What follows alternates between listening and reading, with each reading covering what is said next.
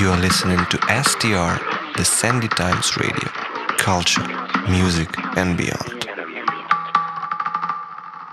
Hi everyone, and welcome to Pump Fiction by the Sandy Times, the only podcast where we get irrationally emotional about footwear and tell ourselves it counts as journalism.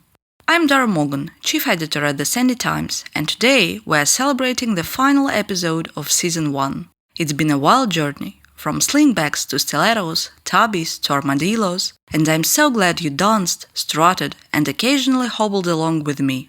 So, to mark our grand finale, we're coming down to earth, literally. No pumps, no platforms, no vertigo.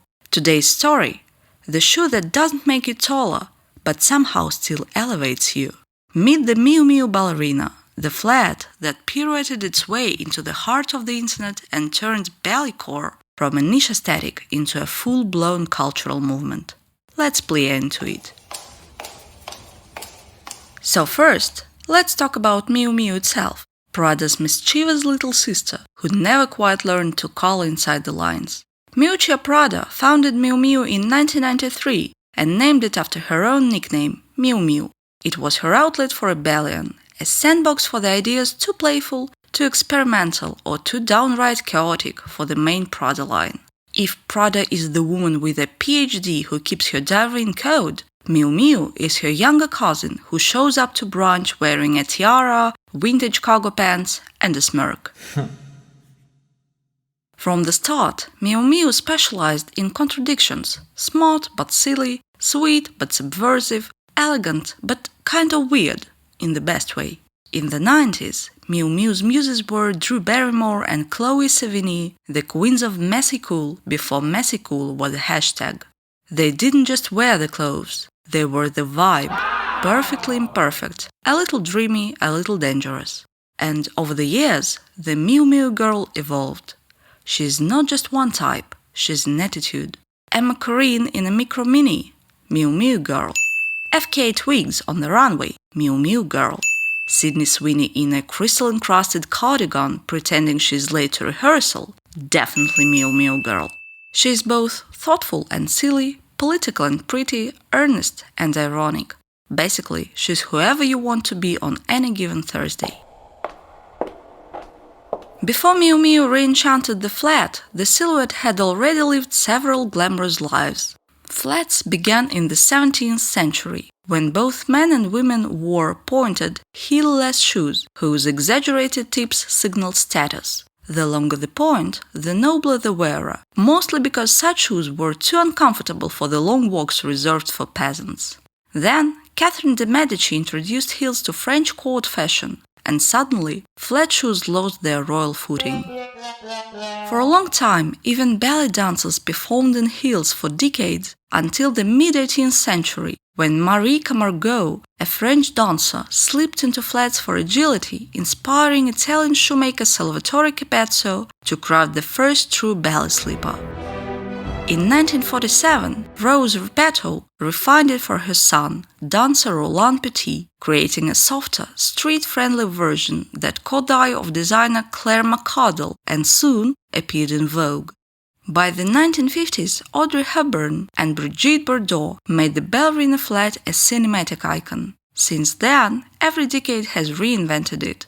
Mary Janes, loafers, moccasins, espadrilles, but the DNA stayed constant. A shoe that's democratic, graceful, and effortlessly chic. Now let's rewind to 2022, the year fashion collectively decided it missed its youth recital. TikTok was already deep in aesthetic obsession mode. Cottagecore, goblincore, clowncore, tax return core. Okay, maybe not that last one. And then came Balletcore. Balletcore is what happens when the romantic idea of a dancer, delicate, poised, perpetually in rehearsal, meets the reality of the modern internet girl, who's mostly rehearsing being herself. It's all pale pink, satin ribbons, ribbed leg warmers, and I just got out of dance class, but make it Prada. It's both disciplined and undone, a fantasy of softness in a world that rewards sharpness.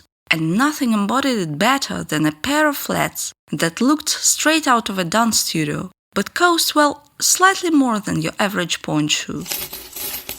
enter the Miu Miu ballerinas. These iconic flats first made their dramatic entrance at the Fall-Winter 2022 runway show. Models glided down the runway in satin slippers paired with leg warmers, micro-minis, and the world's famous bare legs. It was an echo of Miu Miu's 2016 show, which had already flirted with ribbon-tied belly pumps that Rihanna and Taylor Swift happily pirouetted around in. But in 2022, lightning struck again. Only this time, the silhouette was stripped back. Sleek satin or soft leather, no buckles, no ribbons, just a single elastic band printed with the Miu Miu logo. Simple, elegant, dangerous in its charm. They looked like something a ballerina might warm up in, if her rehearsal space were the front row at the Paris Fashion Week. And somehow, in the middle of an era obsessed with sneakers and chunky soles, the daintiest shoe of all took over. The result? A shoe that made fashion people swoon, influencers film, and everyone else ask if it came in black. Well, it did, along with powder blue, blush pink, and spill latte beige. So how does a flat, go viral in a world that practically worship heels? Answer: TikTok, timing, and the power of the Miu Miu girl myth. When the show debuted, Balletcore was already bubbling online. Then Miu Miu gave it a uniform. Searches for ballerina style on Pinterest shot up by 1500%, and the hashtag Balletcore racked up over 55 million views on TikTok. Suddenly, everyone wanted to look like they might break into a plie between meetings. Fashion editors were styling their Miu Miu flats with mesh trousers and micro-minis. Rosalia wore hers on tour, Alexa Chung wore hers to dinner, Julia Hobbs wore hers to the beach. It was a global movement of girls saying, "I'm delicate, but I can also run for the train in this." And the data backed it up. According to Italy's CEO, Miu Miu shoe sales jumped 200% after that runway. What made them so powerful was their paradox. They're girly but grounded, nostalgic but new, fragile but functional. As you might have guessed, the real story here isn't just about shoes, it's about what they represent. The Miu Miu ballerinas aren't just accessories, they're characters. They belong to a world where femininity is armor, not weakness. Where being soft doesn't mean you can't be sharp. Where you can love pink and have opinions. And that's exactly what Miuccia Prada's been doing all along, making fashion that walks the fine line between irony and sincerity. As Miu Miu's casting director Ashley Brocco once said, the Miu Miu girl is Mrs. Prada herself, her humor, her playfulness, her contradictions. And Miuccia herself called her creations a balance of strength and tenderness. That's the real secret of the Miu Miu ballerina. It's not about pretending to be delicate. It's about choosing softness as a form of confidence. Fast forward to now, and the Miu Miu ballet flat has evolved into a full-on ecosystem. There are heeled versions, square-toed ones, glitter ones, even punk ones with buckles for when you want your plié to have attitude.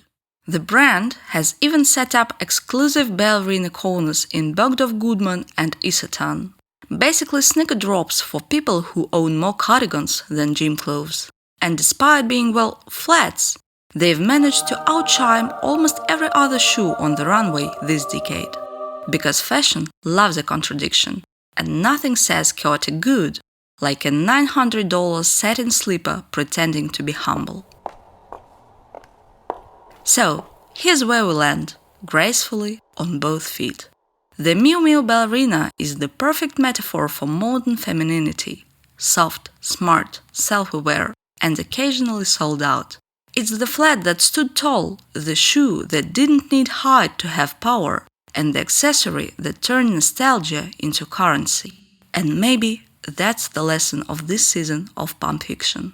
Every shoe we've talked about, from Manola's Hengisi to McQueen's Armadillo, has been more than leather and laces. They've been stories, cultural artifacts, mood boards with souls.